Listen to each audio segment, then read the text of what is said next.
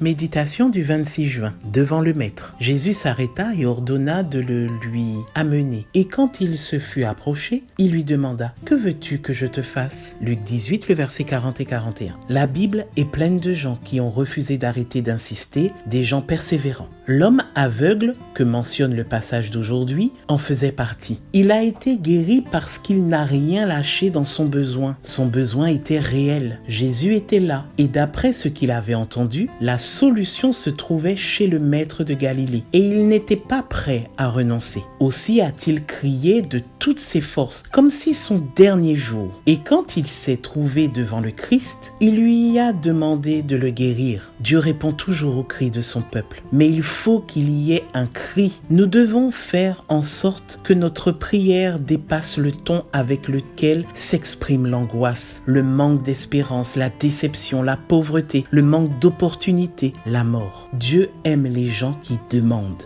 Demander ce dont on a besoin ou ce qu'on désire de Dieu est un principe fondamental de notre relation avec lui en tant que roi et seigneur de tout. Ellen White a écrit « Tous ceux qui, comme Bartimée, ont conscience de leurs besoins du Christ et font preuve d'ardeur et de détermination comme lui, pourront, comme lui, recevoir les bénédictions auxquelles ils aspirent. » Marie-Belle m'a appris que lorsque nous entrons en la présence de Dieu et nous adressons à lui, tout est possible. Elle a toujours dit qu'elle serait médecin, mais elle était pauvre. Je la voyais chaque jour passer avec une valise remplie de livres et l'entendais toujours parler de son rêve partout. Je vais être médecin et vous pouvez m'aider à réaliser mon rêve en m'achetant un livre, disait-elle. C'était une femme de conviction et de prière. Puis, je ne l'ai plus vue et ai pensé qu'elle avait abandonné. Quand je l'ai revue, elle était médecin et mariée à un médecin. Elle vit aujourd'hui aux États-Unis. L'aveugle du récit avait un rêve,